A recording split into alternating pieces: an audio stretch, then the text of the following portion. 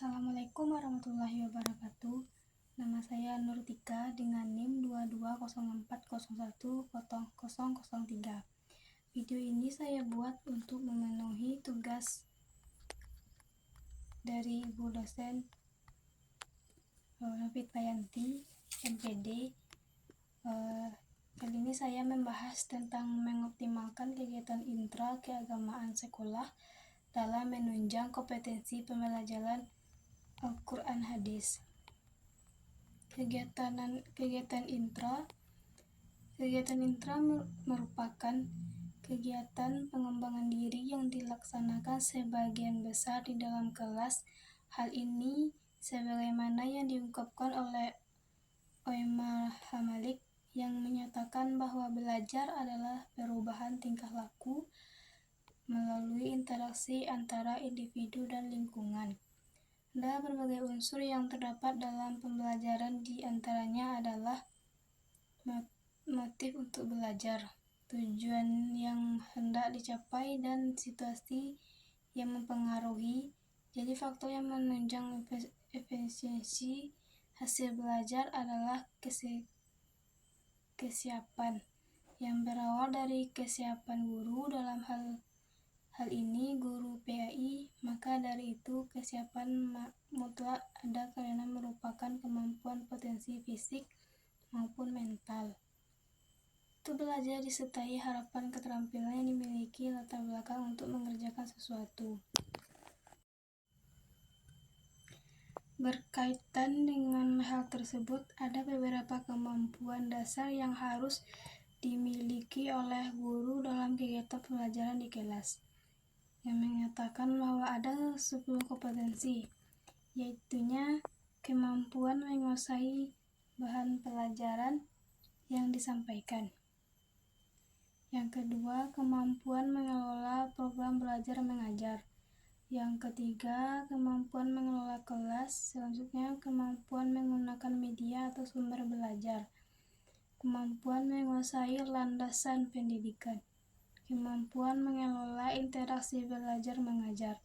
Kemampuan menilai prestasi siswa untuk kependidikan pengajaran. Kemampuan mengenal fungsi dan program pelayanan bimbingan dan penyuluhan. Kemampuan mengenal dan menyelenggarakan administrasi pendidikan. Kemampuan memahami prinsip-prinsip dan menafsirkan hasil-hasil penelitian guru keperluan mengajar. Selain dari 10 kompetensi di atas, diperlukan adanya pembinaan dari kepala sekolah sebagai pemimpin sekaligus supervisor. Beberapa kemampuan di atas kemudian diberikan penguatan berupa penguasaan keterampilan mengajar, sebagaimana meliputi 1. Keterampilan bertanya. Yang kedua, keterampilan memberikan penguatan.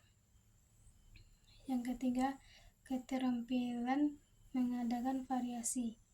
Yang keempat, keterampilan menjelaskan. Yang kelima, keterampilan membuka dan menutup pelajaran. Yang keenam, keterampilan membimbing diskusi kelompok kecil. Yang ketujuh, keterampilan mengajar mengelola kelas. Yang kedelapan, keterampilan mengajar perorangan. Di samping itu, guru sebagai pembimbing dan pendidik harus mempunyai bermacam-macam kemampuan melalui kegiatan-kegiatan. Yang pertama, mengobservasi pendidik peserta didik dalam berbagai situasi, baik di kelas maupun di luar kelas. Yang kedua, menyediakan waktu untuk mengadakan pertemuan dengan peserta didik sebelum, selama, dan setelah sekolah. Yang ketiga, mencatat dan mengacak seluruh pekerjaan peserta didik dan memberikan komentar dan konstruktif.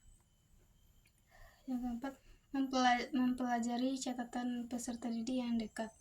Kelima, membuat tugas dan latihan untuk kelompok. Yang keenam, memberikan kesempatan khusus bagi peserta didik yang memiliki kemampuan yang berbeda. Dalam kaitannya dengan motivasi, guru harus mampu membangkitkan motivasi belajar peserta didik antara lain dengan memperhatikan prinsip-prinsip peserta didik, dapat bekerja keras kalau ia punya minat dan perhatian terhadap pekerjaan, memberikan tugas yang jelas dan dapat dimengerti, memberikan penghargaan terhadap hasil kerja dan prestasi peserta didik.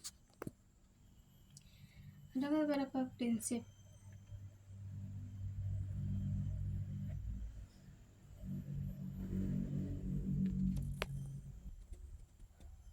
Dari pelaksanaan pembelajaran yang hendak ditampilkan dalam kegiatan belajar mengajar.